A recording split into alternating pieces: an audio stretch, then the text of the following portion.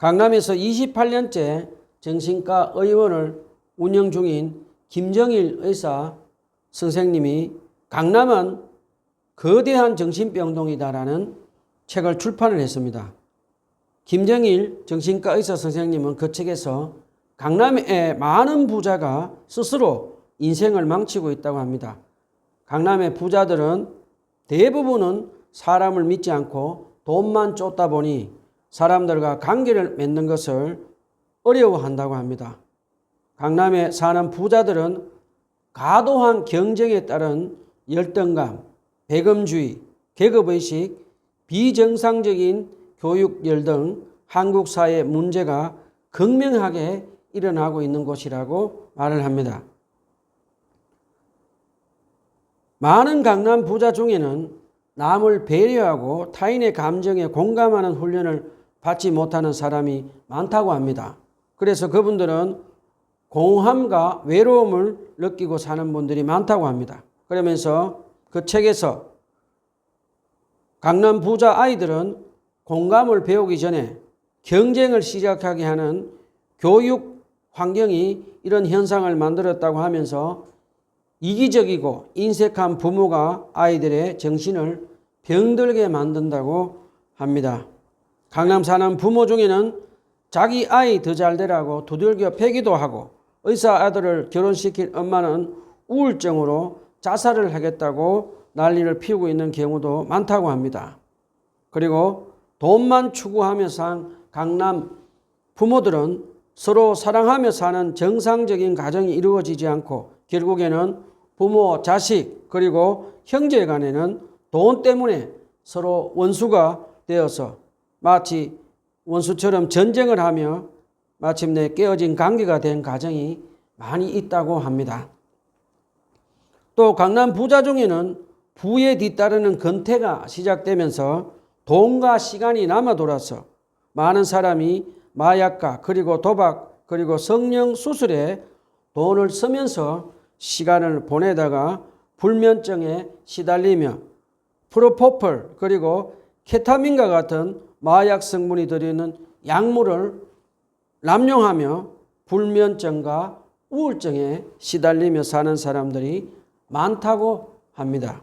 그러면서 그 책에서 김정일 의사 선생님은 결론적으로 정신질환은 정신과 약의 도움을 받으며 가족의 사랑으로 집중해서 치료하면 반드시 기적과 같은 굉장한 일이 일어난다고 말을 했습니다. 저는 강남 부자들을 통해서 돈이 결코 우리를 행복하게 살 수 없다는 그분의 말에 많은 공감이 되었습니다. 그리고 그분이 정신질환도 가족의 사랑으로 집중해서 치료하면 기적 같은 일이 일어난다는 말에 깊이 공감이 되었습니다. 자, 오늘은 요한복음 15장 12절로 17절 본문을 가지고 하나님 은혜의 말씀을 나누도록 하겠습니다. 요한복음 15장 12절로 17절 다 같이 한 목소리로 읽어봅시다. 시작. 내 계명은 이것이다. 내가 너희를 사랑한 것 같이 너희도 서로 사랑하여라. 사람이 자기 친구를 위하여 자기 목숨을 내놓는 것보다 더 큰 사랑은 없다. 내가 너희에게 명한 것을 너희가 행하면 너희는 나의 친구다. 이제부터는 내가 너희를 종이라고 부르지 않겠다. 종은 그의 주인이 무엇을 하는지를 알지 못한다. 나는 너희를 친구라고 불렀다. 내가 아버지에게서 들은 모든 것을 너희에게 알려주었기 때문이다. 너희가 나를 택한 것이 아니라 내가 너희를 택하여 세운 것이다. 그것은 너희가 가서 열매를 맺어 그 열매가 얼마나 남아있게 하려는 것이다. 그리하여 너희가 내 이름으로 아버지께 구하는 것은 무엇이든지 다 받게 하려는 것이다. 내가 너희에게 명하는 것은 이것이다. 너희는 서로 사랑하여라. 저번 주에는 우리는 예수님을 포도나무로 그리스도인을 가지로 하나님 아버지를 농부 비유로 예수님과 우리의 관계에 대해서 배웠습니다. 예수님은 십자가의 죽음을 하루 앞둔 시점에서 오늘 본문 12절에서 예수님은 제자들에게 내가 너희를 사랑한 것 같이 서로 사랑하여라고 하시며 요한복음 13장 34절에서 예수님이 제자들의 발을 씻겨주시며 제자들에게 서로 사랑하라고 하시며 새 계명을 주신 것을 되풀이해서 지금 말씀하고 계시는 장면입니다. 자, 그런데 오늘 이 대목을 자세히 묵상해 보면 예수님은 제자들에게 내가 너희를 사랑한 것 같이 사랑하라고 말씀하십니다. 자, 예수님은 제자들을 어떻게 사랑하셨습니까? 예수님은 십자가의 죽음 앞에서 예수님의 배반하는 제자들의 발을 씻겨주시며 사랑하는 제자들의 죄를 위해서 십자가에 대속해서 죽기까지 사랑해 주셨습니다. 그리고 예수님은 십자가 위에서 죽으시고 3일 만에 부활하신 후에 제자들에게 다시 찾아오셔서 제자들의 죄를 용서해 주시고 다시 하나님 나라 복음을 전하게 하시는 놀라운 사랑을 보여주십니다.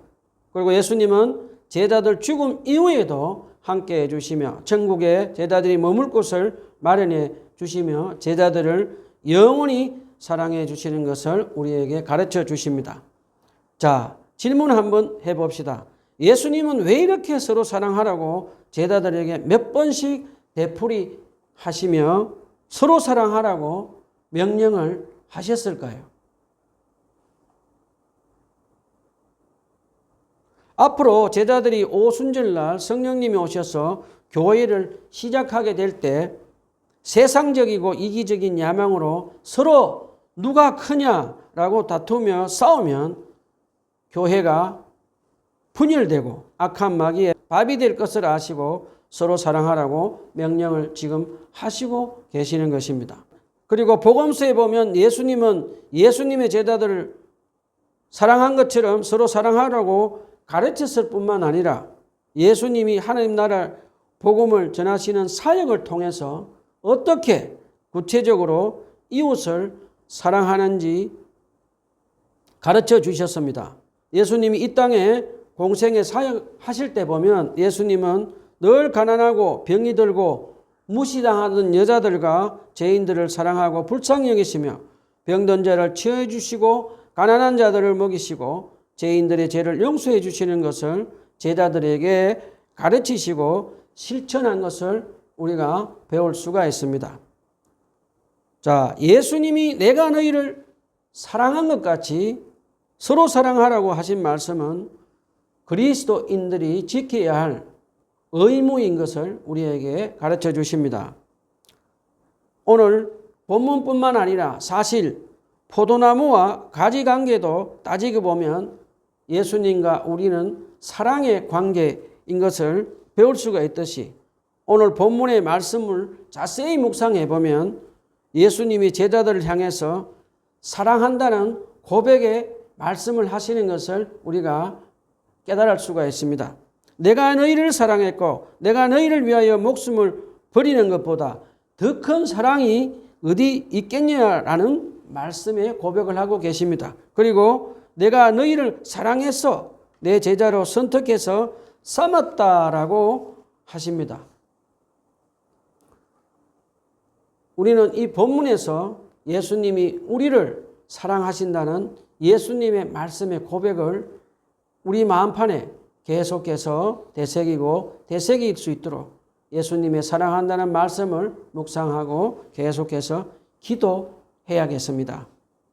자, 예수님이 제자들에게 사랑한다고 고백을 들은 제자들은 어떻게 변화되었을까요? 오순절날 성령님이 제자들 위에 임하신 후에 제자들은 더 이상 서로 누가 크냐고 다투고 싸우지 않고 이제 제자들은 예수님의 십자가 위에서 죽기까지 자기들을 죄를 용서하시고 사랑한 것 같이 제자들은 변화되어서 우리 마음 안에 내주하시는 성령님의 도우심으로 예수님의 사랑을 공급받아서 예수님의 사랑으로 서로 사랑하며 희생하며 섬기는 사람들로 영적인 사람들로 변화된 삶을 사는 것을 사도행전에서 볼 수가 있습니다. 그리고 예수님의 제자들은 형제 사랑을 구체적으로 실천하는 모습을 보여줍니다. 사도행전에 보면 초대교회 바나바 사도와 부자들은 스스로 자원해서 그들의 재산을 팔아서 가난한 사람들에게 나눠주고 병든 사람들을 치유하고 섬기며 하나님 나라의 복음을 전하며 무시당하던 여성들과 소외된 사람들을 노예들을 형제 자매라 부르며 서로 사랑하며 섬기는 아름다운 사랑의 열매를 맺는 것을 보여줍니다. 그리고 사도 바울도 사도행전에 보면 에베소 교회를 3년 동안 개척할 때 텐트 메이커를 하며 그가 번 돈을 가난한 형제들에게 나누어 주며 형제 사랑을 실천하는 것을 가르쳐 줍니다. 안타깝게도 제가 이렇게 짧은 사역도 하고 많은 사람들을 만나보면 교회를 다니면서도 예수님이 사랑을 머리로는 이해하고 예수님의 사랑을 마음으로 받아들이고 예수님의 사랑을 제대로 경험하지 못하고 사는 사람들이 많이 있는 것을 보았습니다. 헨리 나우에는 영성 작가의 글을 보면 우리 인간은 애정과 관심 그리고 인정과 칭찬을 받으려는 엄청난 욕구가 우리 안에 있다고 합니다. 그리고 권력과 그리고 성공을 얻으려는 육적인 욕구가 강력해서 많은 사람들이 욕구의 노예로 살아가고 있다고 합니다. 유명한 미국의 헐리우드 배우들이 많은 상을 받고 성공을 거둔 배우들 중에는 끊임없이 사람들에게 인정받기를 바라며 이렇게 말을 한다고 합니다. 오늘은 사람들이 나를 인정하지만 과연 내일도 나를 인정해 줄까라는 불안에 시달리며 산다고 합니다. 성공과 출세를 많이 하는 사람들 중에 매일매일 사람들이 나를 좋아할까? 그리고 내가 하는 일을 좋아해 줄까라는 강한 욕구에 시달리며 산다고 합니다. 안타깝게도 설교자 중에도 겸손에 대해서 설교를 마치고 나서도 가장 먼저 드는 생각은 사람들이 내 설교를 마음에 들었을까 하는 강한 욕구가 일어난다고 합니다. 저도 매주 조심해서 설교를 하고 있습니다. 자, 왜 사람들은 칭찬받고 인정받고 싶은 이런 강한 욕구가 끊임없이 우리에게서 일어날까요? 그것은 우리가 어렸을 때 받았던 과거의 상처에서 비롯된다고 합니다. 예를 들어서 어렸을 때 부모로부터 인정받지 못하고 산 사람들은 제발 나를 사랑해 주세요라고 말하며 사람들에게 인정받고 끊임없이 사랑을 강요하며 결국에는 다른 사람에게 상처를 준다고 합니다. 자, 그렇다면 상처는 무엇일까요? 상처란 사람들로부터 거절당하고 충분한 사랑을 못 받은 경험을 말합니다. 그래서 상처는 사람들에게 자신이 참으로 사랑받는 존재라는 것을 인정하고 받아들이지 못하게 한다고 합니다. 그러면서 결국 많은 사람들은 예수님이 참으로 자신을 사랑한다는 것을 믿지 못하고 받아들이지 못하고 만다고 합니다. 여러분 중에 아직 예수님의 사랑을 마음으로 받아들이지 못하고 사시는 분이 계시면 지금 제 설교를 통해서 성령님이 역사하셔서 예수님이 여러분이 사랑한다는 음성을 들으시기를 간절히 부탁드립니다. 예수님은 지금 여러분에게 내가 너희를 사랑했고 내가 너희의 죄를 대속해서 십자가 위에서 너희를 위해서 목숨을 버리며 내가 너희를 위해서 더 큰 사랑을 베풀었다. 이보다 더 큰 사랑이 어디 있겠냐라고 말씀을 하십니다. 그리고 예수님은 너희가 부모, 형제, 학교, 친구들, 교회에서 너를 어떻게 대하든지 나는 너를 사랑하고 너는 사랑받는 존재임을 잊지 말아라. 나는 너를 사랑하고 나는 너를 받아들인다. 라고 말씀을 하십니다. 나는 너를 이제 친구라 부르며 내가 외롭고 힘들 때 내가 너의 친구가 되어 줄 테니 너는 마음을 열고 내가 너를 누구보다 사랑하고 받아들인 것을 믿고 이제 너의 마음을 열고 나의 사랑을 받아들이기를 바란다 라고 하는 말씀을 여러분 마음속에 받아들이기를 간절히 부탁을 드립니다. 아무쪼록 아직 교회에 다니면서 예수님이 여러분을 참으로 사랑하신다는 것을 인정하지 않고 받아들이지 못하는 분들이 계시면 예수님이 오늘 본문 말씀을 통해서 여러분을 사랑하신다는 말씀이 여러분의 마음에 들려지고 상처가 치유되고 예수님의 사랑이 여러분 마음 안에 가득 채워지는 경험이 일어나도록 성령님께서 강하게 역사하기를 간절히 바랍니다.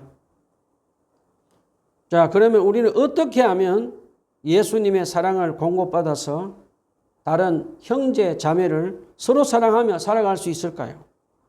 우리는 우리 안에 내주하시는 성령님의 도우심을 받아서 성경 말씀을 묵상하고 기도로 예수님과 대화하며 주님과 함께 친밀한 교제를 하며 창조주 하나님이신 예수님의 사랑을 공급받아서 다른 형제 자매를 사랑할 수 있다는 것을 꼭 기억합시다. 구약 성경에 보면 광야에서 이스라엘 백성들을 인도하며 살던 모세는 시편 90편에서 아침마다 하나님의 사랑을 부어달라고 찬양 기도하는 것을 볼 수 있습니다. 그리고 광야에서 억울하게 10년 동안 도망다니던 다윗도 날마다 하나님의 사랑을 간절하게 간구하며 살아간 것을 다윗이 쓴 여러 시편에서 가르쳐 줍니다.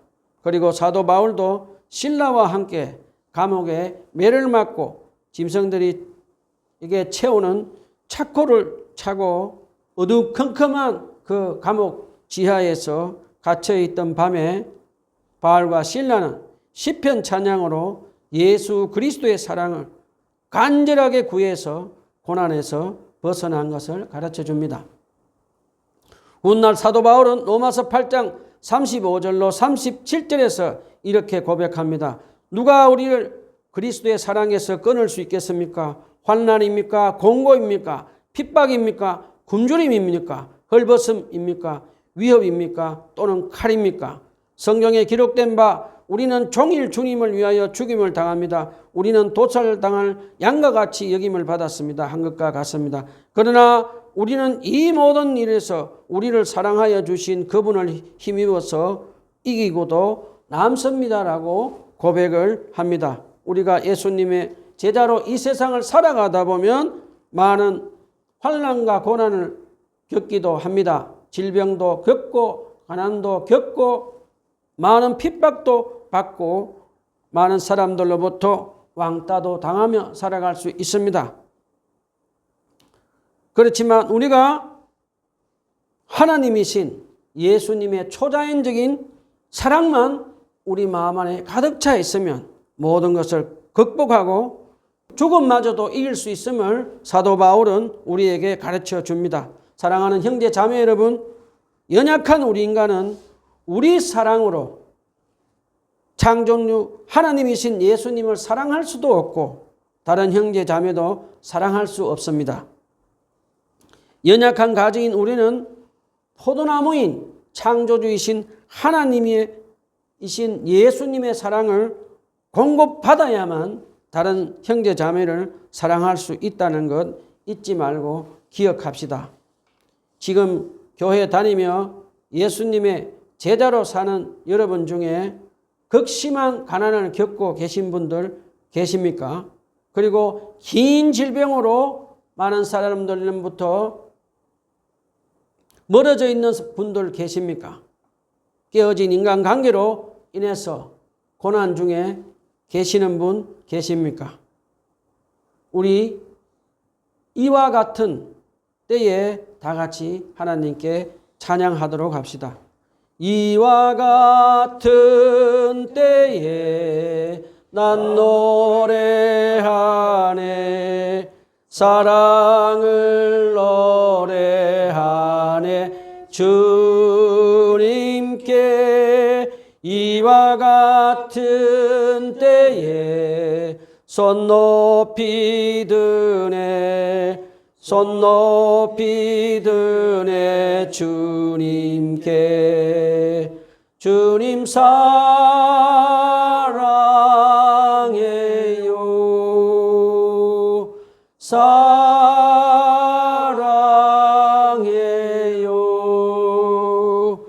사랑해요.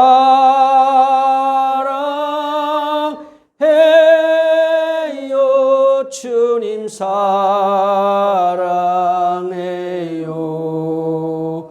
이와 같은 때에 난 기도하네. 조용히 기도하네. 주님께 이와 같은 때에 손 높이 드네. 손 높이 드네. 주님께. 주님 사랑해요.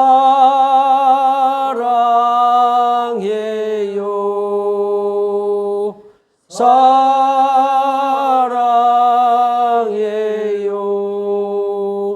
사랑해요.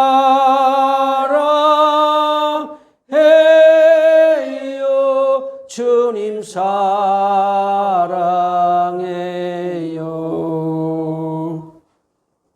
여러분, 우리가 고난과 환난을 겪을 때 예수님의 사랑을 공급받아서 다른 사람을 사랑할 수 있다는 것 꼭 기억하며 창조주 하나님이신 예수님의 사랑을 찬양과 기도를 통해서 예수님의 사랑을 공급받아서 다른 사람을 사랑할 수 있도록 합시다.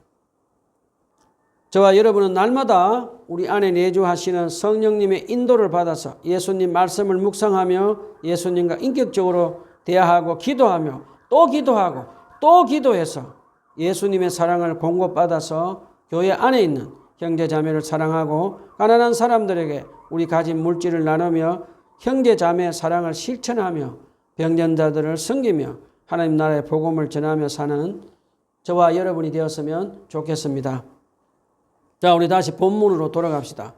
본문 15절에서 예수님은 제자들에게 예수님의 사랑으로 서로 사랑하라고 하신 후에 앞으로는 제자들을 종이라고 부르지 않고 친구로 부르겠다고 하시는 말씀을 하십니다. 우리 여기서 잠깐 질문을 한번 해봅시다. 여러분은 진정한 친구를 몇 명이나 가지고 계십니까? 현대를 사는 우리 사회를 군중 속의 고독이라고 말을 한다고 합니다. 여러분은 어디서 군중 속의 고독을 느끼며 사시고 있습니까? 저는 복잡한 지하철을 줄을 서서 지하철을 기다리다가 또 복잡한 지하철 안에서 또 도착지에 도착해서 모두들 바빠서 자기들 길로 횡하니 지나가는 것을 보면서 저는 군중 속의 고독을 맛볼 수가 있었습니다. 사실 인생을 살면서 한 명의 좋은 친구만 있어도 외롭지 않고 행복한 사람이라고 합니다. 저는 짧은 인생을 살다가 느끼는 것은 나이가 들수록 먹고 사느라고 바빠서 친구들끼리 멀어지기도 하고 또 가치관이 달라서 친구와 멀어지기도 하고 요즘은 정치적 견해가 달라서 친구끼리 또 멀어지기도 하는 것을 경험을 합니다. 여러분, 이솝의 우화, 곰과 두 친구라는 것을 아시고 계실 것입니다. 두 친구가 어느 날 숲속길을 걷다가 곰이 나타나자 한 친구는 나무 위로 냅다 달려서 올라가서 곰을 피했습니다. 그런데 한 친구는 걸음이 느려서 도망을 가지 못하고 땅에 엎드려 죽은 척 했다고 합니다. 나중에 곰이 와서 죽은 척 하던 사람에게 무언가를 곰이 말해주고 떠납니다. 나무에 있던 친구가 곰이 사라지자 땅에 엎드려 죽은 척 한 친구에게 이렇게 질문을 합니다. 아니, 곰이 자네에게 뭐라고 속삭이며 사라지든가라고 질문합니다. 그러자 땅에 엎드려 죽은 척 하던 그 친구는 그 곰이 말하기를 위험한 상황에서 친구를 버려두고 자기만 도망치는 친구와는 빨리 헤어지라고 하더군이라고 대답을 합니다. 여러분이 어려울 때 끝까지 여러분과 함께 사는 친구가 계십니까? 세상을 살다 보면 우리 마음속을 다 털어놓고 말을 할 수 있는 사람은 별로 없습니다. 사랑하는 부부도 부부끼리 살지만 서로에게 자기 마음속에 있는 말을 다 털어놓고 살 수가 없습니다. 그리고 친구들에게 내 어려움을 다 털어놓고 살 수가 없습니다. 요즘은 친구들에게 내 비밀을 털어놓으면 못된 사람들은 돌아서서 뒷담화를 친다고 합니다. 여러분, 돈도 일시적이고 불완전한 것입니다. 죽을 때 우리는 빈손으로 돌아갑니다.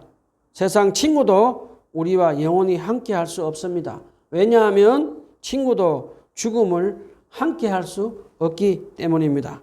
그런데 오늘 예수님은 우리의 친구가 되셔서 우리 죄를 대속해서 십자가 위에 죽기까지 하시고 또 우리를 친구로 대해 주시겠다고 말씀을 하십니다. 예수님은 우리가 신앙생활하면서 가난할 때도 병이 들 때도 슬플 때도 고난받을 때도 우리가 외롭고 고독할 때도 그리고 아무에게도 말할 수 없는 우리의 비밀을 예수님께 말씀할 수 있는 친구로 삼아 주시겠다고 말씀하십니다. 그리고 예수님은 육체 죽음 위에도 우리를 위해서 천국에서 함께 해 주시겠다고 영원한 친구가 되어 주시겠다고 말씀을 하시고 계십니다. 저와 여러분, 창조주 하나님이신 예수님이 우리의 영원한 친구가 되어 주시겠다는 말씀을 믿고 땅끝까지 하나님 나라 복음을 전하라는 예수님 말씀에 순종하며 살면서 창조주 하나님이신 예수님의 친구라 불리는 은혜를 받아 누리는 사람들이 되었으면 좋겠습니다. 말씀을 정리합시다. 우리 어떻게 살아야 할까요? 날마다 저와 여러분은 우리 안에 내주하시는 성령님의 도우심으로 성경 말씀과 기도로 주님과 친밀한 교제를 하며 대화를 하며 예수님의 사랑을 공급받아서 예수님의 사랑으로 우리 서로 사랑하며 우리가 가진 물질로 가난하고 병든 사람들에게 나누어 주고 섬기며 땅끝까지 하나님 나라 복음을 전하라는 예수님의 말씀에 순종하며 살며 예수님의 친구로 살아가는 은혜를 받아 누리는 저와 여러분이 되었으면 좋겠습니다. 기도합시다.